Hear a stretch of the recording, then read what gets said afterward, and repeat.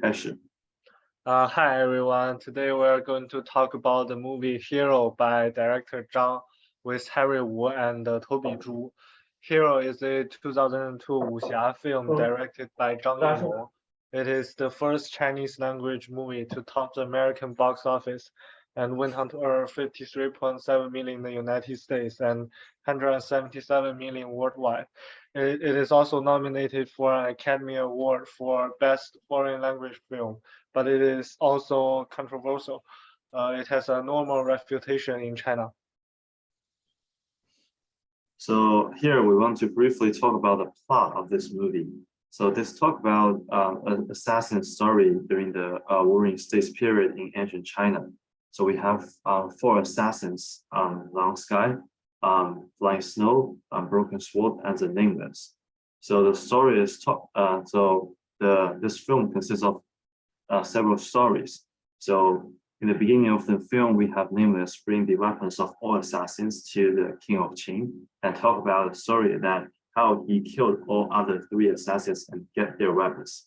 However, the first story told by Nameless was fake, and the king of Qin conjectured the second version of the story. However, this is also not the truth, and in the end, Nameless talked about the truth and then killed by the king of Qin. And eventually the king of Qin unified the whole of China.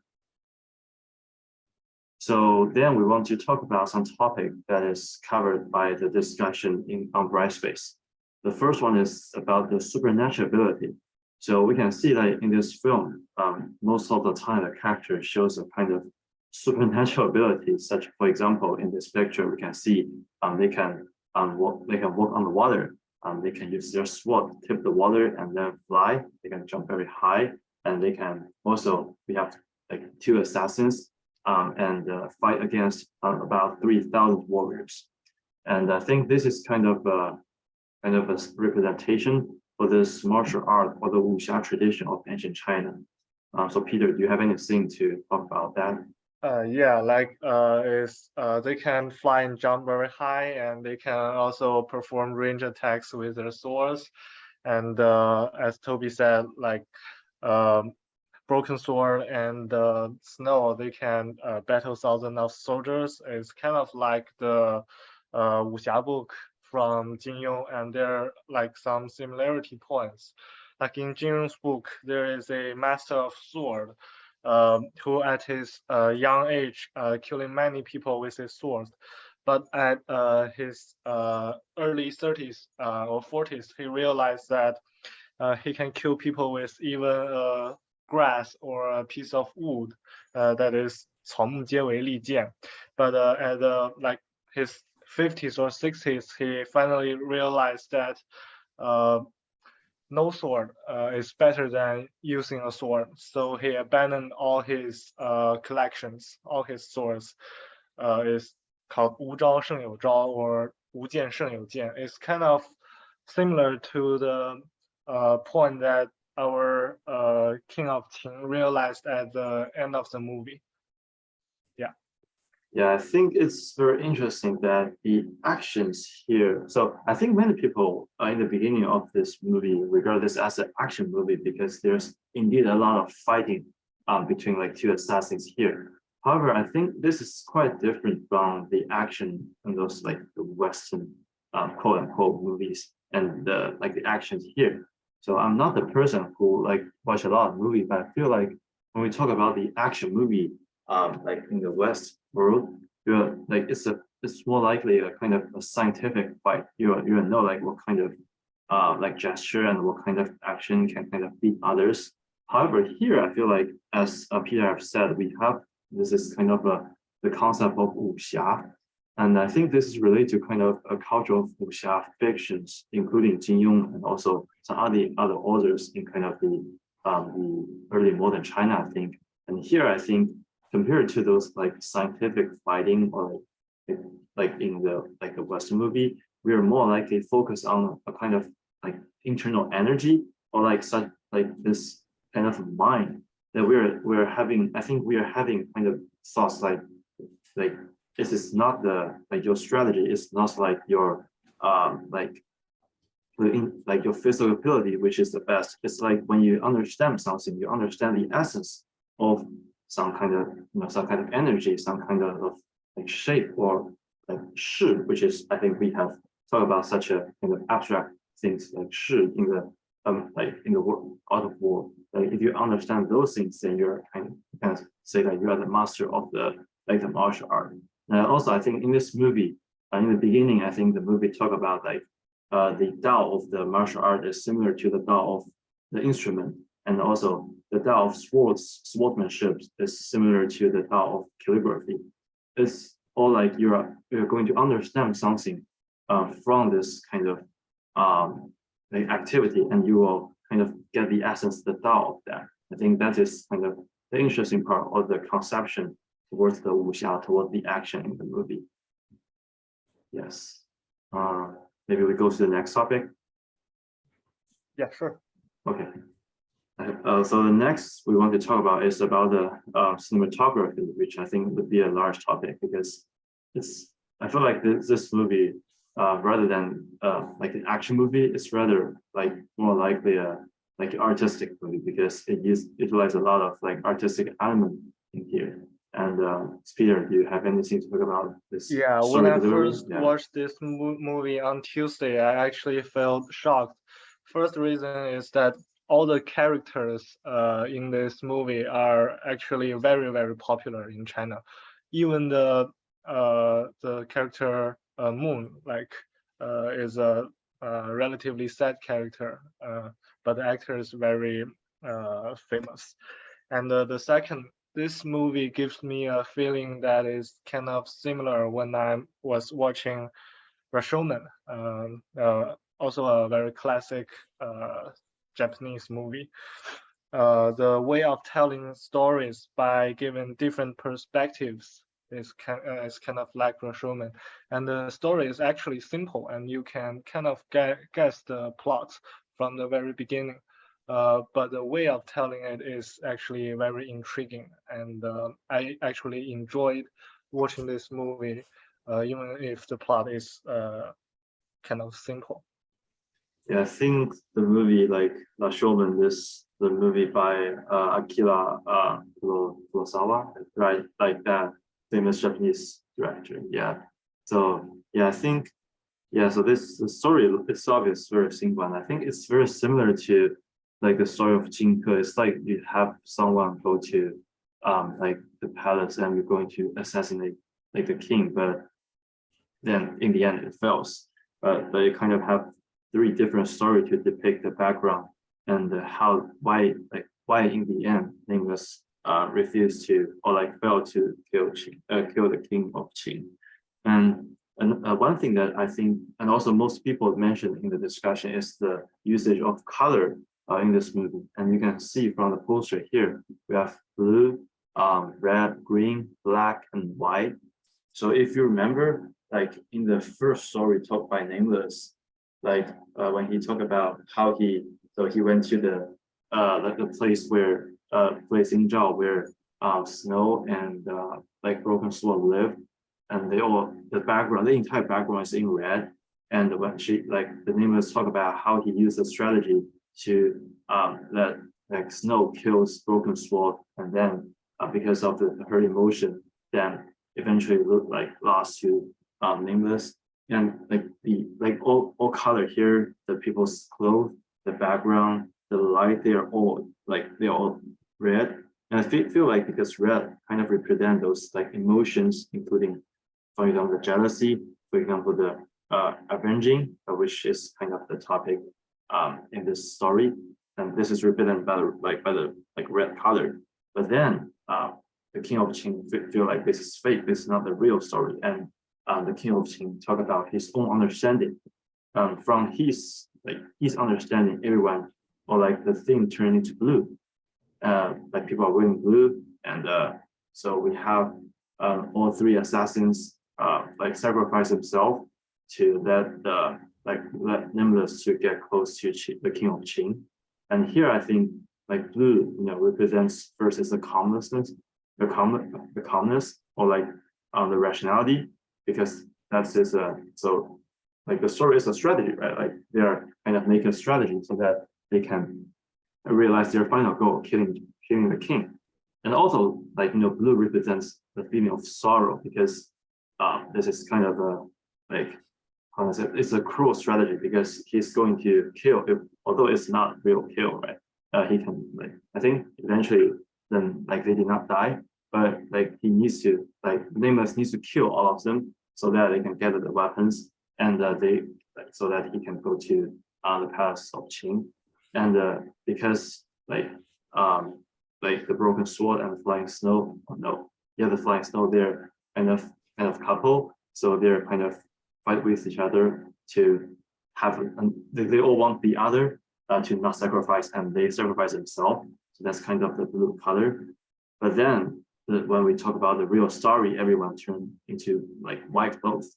But I think like I also mentioned this point in my discussion. I think the white here kind of have two meanings. The first is like the white is like a balance. It's the balance of emotion and rationality because we have so in the real story, the flying snow still wants to revenge, which is kind of the emotion, and the broken sword refuse. He wants to kind of stop the revenging because he feel like for our land, it's better to have Qing, like the king of Qing alive.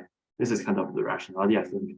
So it's kind of the balancing represented by the white color, and also we're having something like because this like because it's white, so you kind of pave the entire plot because there's nothing having been painted.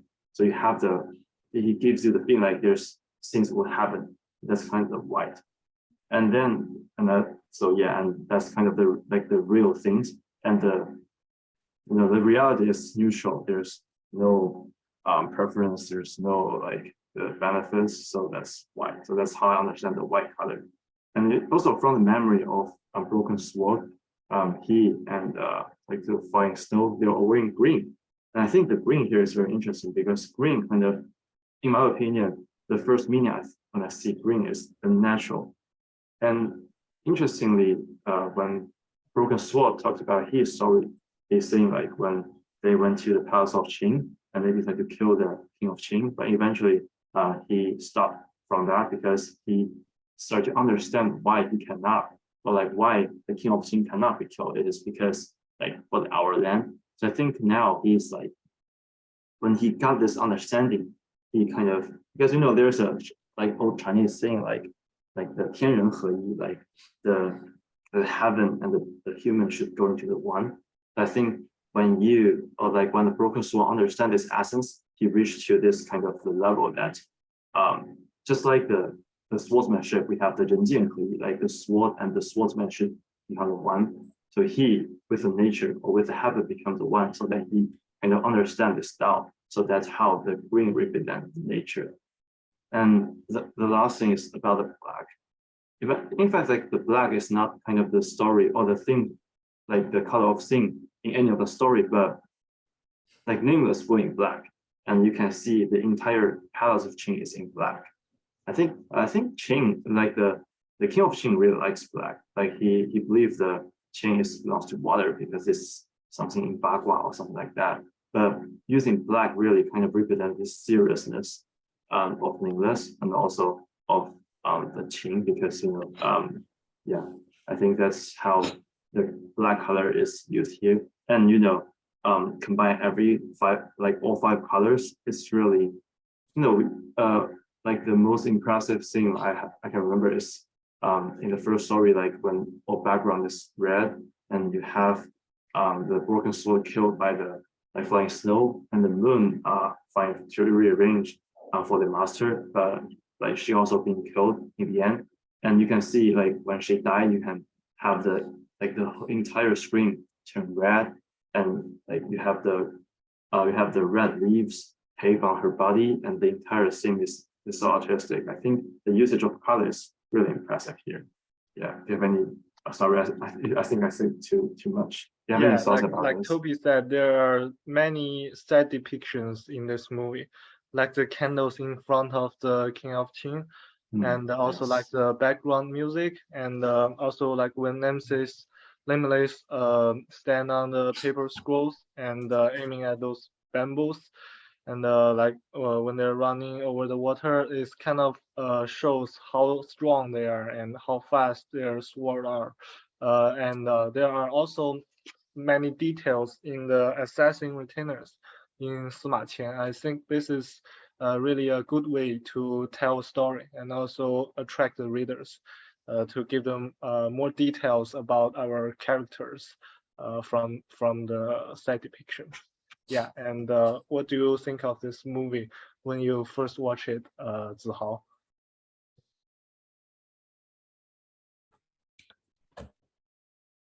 Do you have anything to add?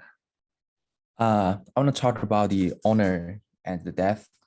Okay, we can move on to the next part. Okay. The next part is about the honor and death, and I think Zhao has his opinion to say. So yeah, please go ahead. Yeah, I think honor and death is a really important topic throughout the whole chapter. And we have seen so many deaths and so many people committed suicide in the readings of Sima Qian. So in this movie, Nameless kind of committed suicide because I believe he can run away if he wanted, but he didn't. He chose to face the rain of arrows. And in my opinion, I think the reason he does this is that this man has spent 10 years with only one thing in his mind, that is to kill the king of Qin. So, and all of a sudden, he comprehended the highest level of swordsmanship. And he realized that hatred cannot resolve the problem of Tianxia, the world. So he decided not to revenge. So all of a sudden, his life lost the meaning, and there's no reason for him to live any longer. So he chose to face the rain of the arrows and die with glory, and also as a warning to all the assassins in the world not to kill the king of Qin. Yeah, I think death is an interesting topic in ancient China, as we also mentioned in the previous reading. I think to like our culture, death is never an end. It's more likely a means to achieve something. And I think we have a saying like 文死剑,无死战. Like if you like read books, if you're going to become you're going to kind of become the like take the exam and become a very high level officer, then you're going to give out your opinions until your death. And if you're going to like practice the martial arts, you're going to fight for the world, then you will serve your country, you will fight for the enemy until your death. And I think this kind of so this is not the end, it's a means. So here I think, so for Nameless, he used his life to show something, show the value. And also when the assassins, like the other three assassins, choose to sacrifice their life to achieve this assassination, they also use their life as a means to kind of exchange those hundreds of steps so that they can eventually have the success of healing. And so this is kind of what I'm understanding as the death as a mean. And also I think it's not only China, but also like the whole Asian culture has a very interesting perspective of death. It's like they regard the proper death. It's interesting to use the word proper here, but like the proper death as a beauty. I think so. In China, we have the words like 感伤, and in Japan, we have the word like 物哀. It's like I think this is more like interesting in Japanese part because like they're seeing, for example, they love sakura because like when the sakura dies, it's like the most beautiful times for the sakura is when it dies, it flows from a tree. So I think this is kind of how they understand the death as a kind of beauty. So a demonstration for that is a thing that I just talked about is when like the moon dies to revenge for their master. So like the scene is like the entire screen turns red and we have this like this character die, but not just like lying on the ground, but it's kind of turning around like a dance, like she was dancing, and finally she lies on the ground and we have the stone bring the red leaves on the pave on her body. The entire is, I think the director is trying to kind of form such an atmosphere of beauty. Like you cannot feel it. Like at least for me, I don't feel any sorrow. I don't feel any like bad emotion. I just feel it's so beautiful. And I think this is how the director, or like at least how I understand what this thing want to reveal about the death. Yeah. Yeah, and I also want to add like something about the intimate friends, like 知己. The movie, at the end of the movie, like the king of Qin said, only broken sword understand me, so it doesn't matter if you kill me or not, I'm satisfied with that. Like there are many very, very famous like 知己 intimate friends in Chinese history. If you are interested, like 伯牙子期, like 管仲鲍叔牙, like 廉颇蔺相如, right? And there is a saying also in the Assassination Retainers that 士为知己者死. Heroes will be willing to die for their intimate friends, and in this movie it kind of also reflects this point, and is very interesting. I think another interesting thing is like, so in the end, Nameless choose not to kill King of Qin, but eventually, after consideration, King choose to kill Nameless. Do you think, like, why do you think he needs to do that? King of Qin has to kill because he's the ruler, and he has to follow the rules he made so that his people will trust him and his people will follow him. He has to do that, but we can feel from movies that King of Qin really regrets killing Nameless. It's kind of similar to the book we read on Monday, Assassination Retainers, right? The leader regret the death of his people, the death of his generals. Yeah, but he still needs to die eventually. Yeah. I think another thing is like from my understanding, it's like because for those assassins like Nameless, they kind of, so you can see like for two assassins, broken sword flying snow. For them, two persons, like they can fight against 3,000 like warriors. So I think they're more likely like an army, right? They like a kind of like a big army. So it is like when you have a dictatorship and you have another power, which can kind of fight against you, and I think like when you have such a dictatorship, you will never allow such a power exist because it will eventually be a threat to you. So I don't know. I think it's maybe so that because you can never bear such a power, so you have to like eventually you have to give away for that. Yeah, I don't know. It's my kind of my interpretation. Okay, let's move to the next part. Makes sense. Yeah. So it's how I think you should have a lot of things to talk about this. Yeah. There are three different stories about love, and I think I'm going to talk about the last one, the real one. The start of the real love story starts from the betrayal of the broken sword who decided not to kill the king of Qin. And this betrayal derives from the discrepancy between what he and Snow believes in their mind. Broken Sword has comprehended the highest level of swordsmanship, to hold sword in neither heart nor hand. But Snow is deeply afflicted by hatred and couldn't see through. So in the final fight between the Broken Sword and Snow, Broken Sword let go of the sword and be killed by the Snow in order to awaken Snow and make him understand what he believes. And only after that, Snow comprehend the meaning and understand her lover. And finally, he chooses to die with her lover. Yeah, and I think like from my understanding, I kind of interpret this scenario as like the relationship between the dove and the hawks. So I think you can kind of regard the flying snow at the hawk, and because she's kind of radical, like she wants to kill the king of Qin, and that's it, like that solves everything. And the broken sword is more like the dove, like he has a power, but he does not want to use the power to directly kill the ruler, rather he would like to use this power to give a threat so that he can kind of soften the king and to make the king treat other people well. However, I think so in the movie, I think the flying snow feel like Broken Sword kind of betrayed like his friend because his idea of Tianxia, of our world, kind of directly caused the failure of the assassination. So she kind of she asked Broken Sword to take his sword and have a duel.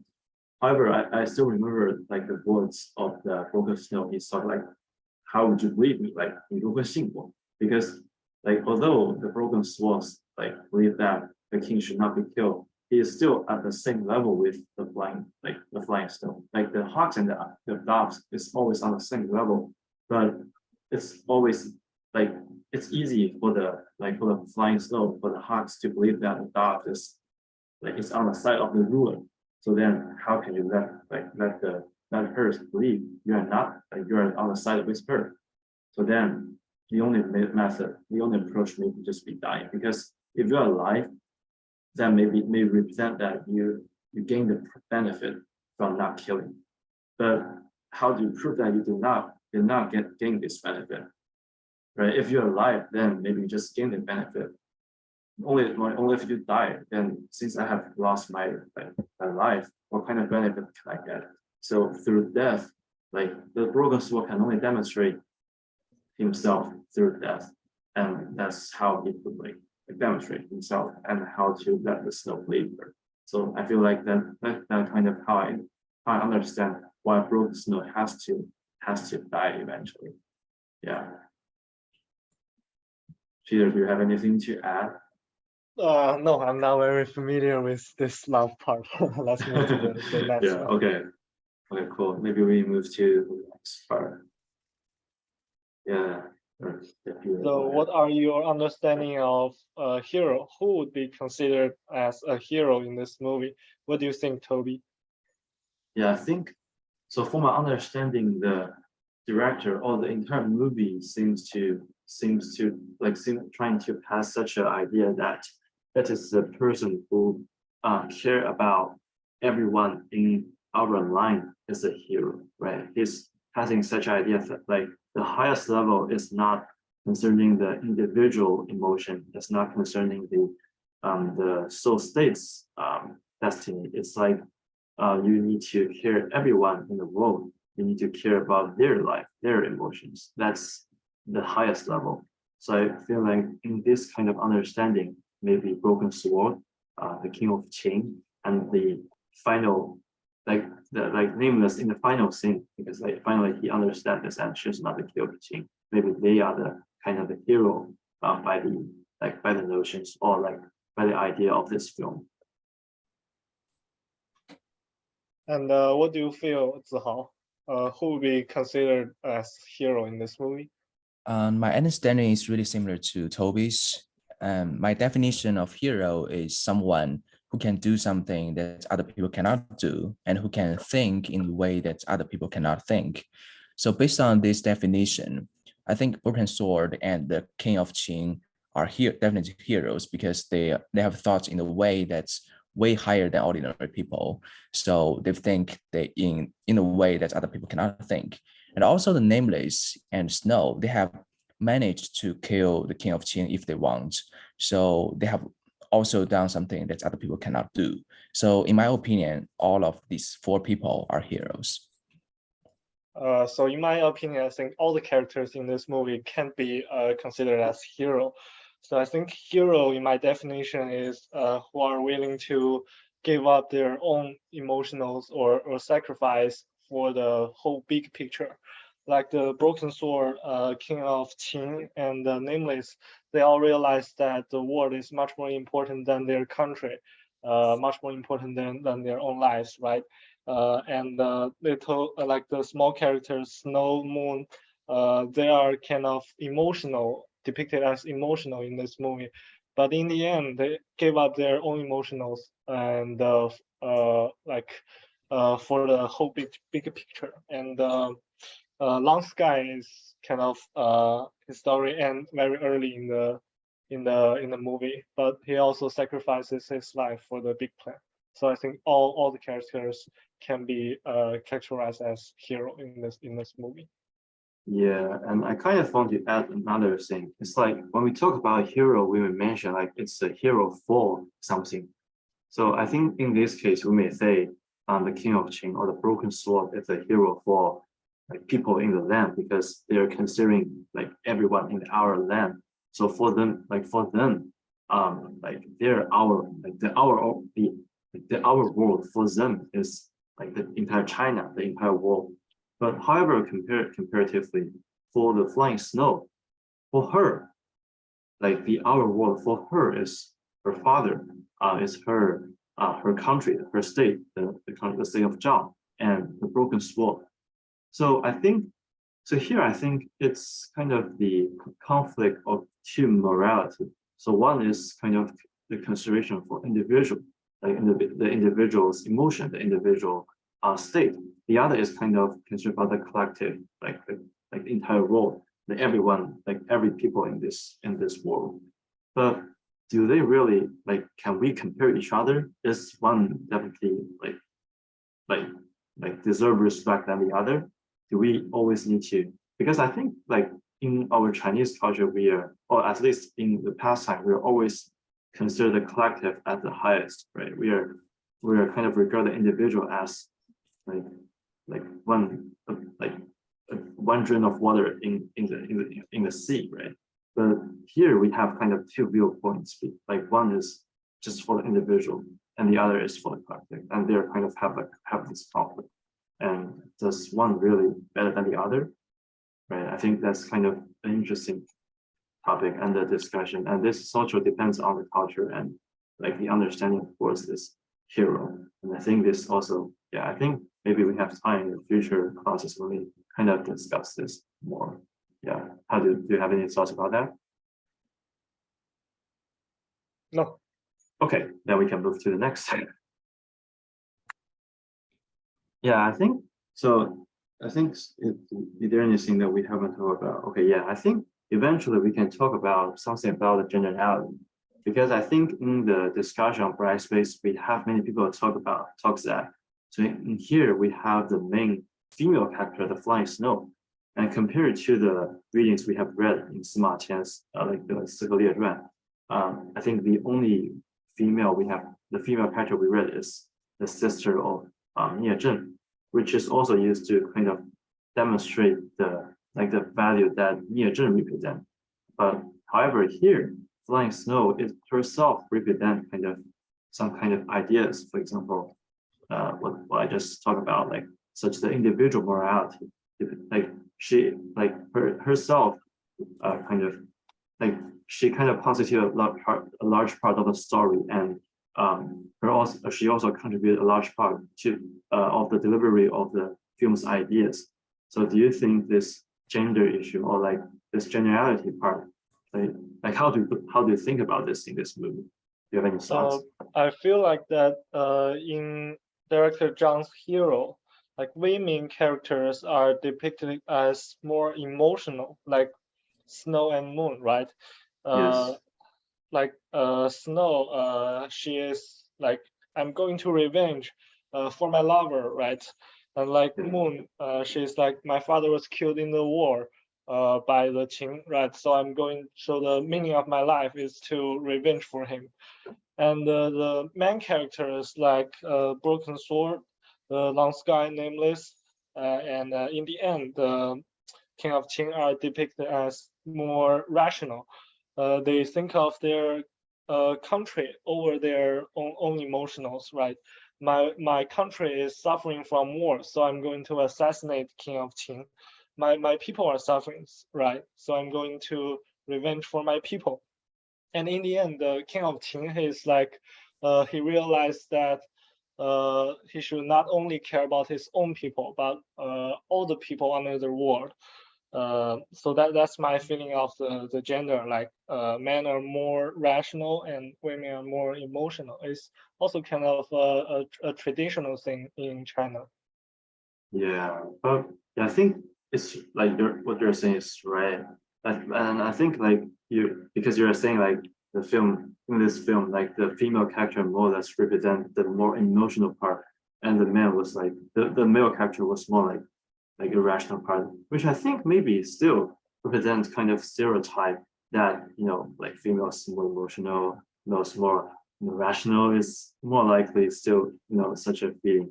Maybe this is kind of, although we have this like female character Yeah, I to a agree. lot I of, totally agree. It's a stereotype, right? yeah. Yeah. Do you have anything to add, Peter? No, Harry. No, let's Yeah. go. Oh, and in the end, in fact, I still have another things, interesting things. Like I think so. If you remember, like when the broken sword when he first time want to go to kill King of Qin. I think like before that, he has already kind of understand that the King of Qin cannot be killed, but he still he went to like try to kill King of Qin, and when he kind of win, like when he win the fighting, he stopped and he went away. So, like, do you think why, since he has already decided not to kill Qin, but he still go to assassinate and like go back? What the purpose for that?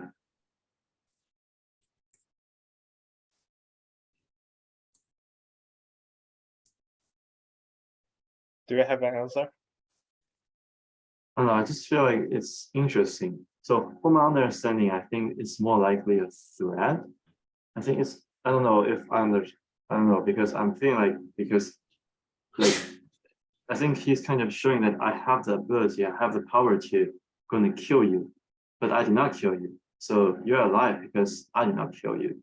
So then you kind of have this thought in your mind that you're going to like eventually there will be. I think it's also encouraging the King of Qin to think about why he was not killed, right? Yeah. I So think he would like in the end understand the meaning of 天下. The main topic of this movie. So I think it's kind of he's going to deliver something to the King of Qin. Like I did not kill you because I think you can do something, but if you can't, we still have the ability to kill you. Like no one, like 3,000 warrior cannot like stop us, right? I think that's And also there are some interesting points about Chinese calligraphy. Is it pronounced calligraphy? I don't know. Yeah, calligraphy. Calligraphy, right? Like he understand kind of sword 剑法, right? Ways to use sword from the calligraphy is also kind of similar to some of Jin Yong's books, right? Yeah, or like I think it's very similar to kind of like this kind of style in the wuxia fiction. Like you understand you get the essence of martial art from some other things. Maybe calligraphy, maybe like the flowing of water, right? The cascade. There's some other part where you can catching this essence of nature or something, and then you like have this. Then you gain the essence of the swordsmanship or the martial art. Yeah. And I want to pose a question here, like what else Chinese elements, like traditional Chinese elements in this movie that you find very interesting in this movie? There are a lot of like Chinese elements to show the foreigners in this movie. Yeah, and the instrument, right? Though it's not frequently mentioned, it's in the beginning, like it's mentioned briefly, like the Dao instrument is similar to the Dao swordsmanship or like the Dao martial art. I think this not too much, not mentioned too much. Yeah. Cool. Any more questions? So how do you have more questions or topics? No? No. Okay. So I think we'll end our presentation here. Thank you. Yeah, thank you so much. Thanks for listening for our discussion. Yeah.